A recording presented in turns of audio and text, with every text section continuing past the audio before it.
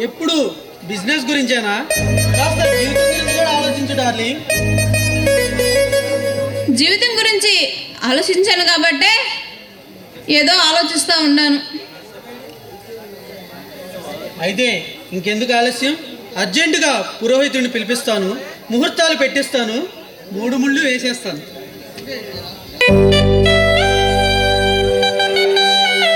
అబ్బాయి గారికి పెళ్లి మీద బాగా ధ్యాస మళ్ళినట్టుందే. మామూలు తొందర కాదు, దూర మామిడి పండు లాంటి నువ్వు దూరంగా ఉంటే భరించలేను రోజా. నువ్వు నన్ను తనివి తీరా హద్దుకోవాలి, మనం సరికొత్త స్వర్గాన్ని వెతుక్కోవాలి. అబ్బా నాకు సిగ్గేస్తుంది, అలా మాట్లాడుకో. సిగ్గులన్నీ చీర చెంగులో చుట్టి పడుచు నిగ్గులు పసిడి ముద్దులు, ముద్దులు ముద్దుగా నా కౌగిలింతలో కలిగించు. అప్పుడు మనల్ని చూసి సిగ్గు కూడా సిగ్గుపడుతూ దూరంగా పారిపోతుంది.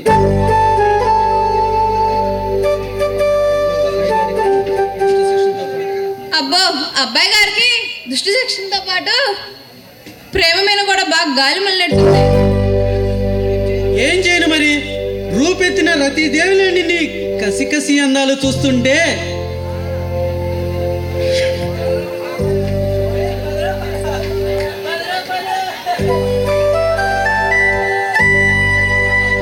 నా చూపులకి వలపొచ్చి నా తనువంతా తడిమేస్తుంది. నీ కౌగలింతలో కలిసిపోవాలనిపిస్తుంది.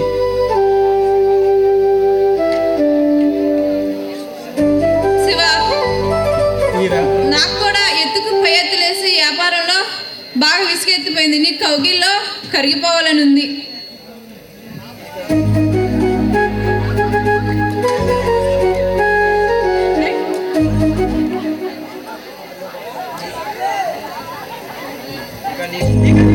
శ్రమ అక్కర్లేదు రోజా, నాకు అర్థమైనవే. నువ్వు విశ్రాంతి చూసు.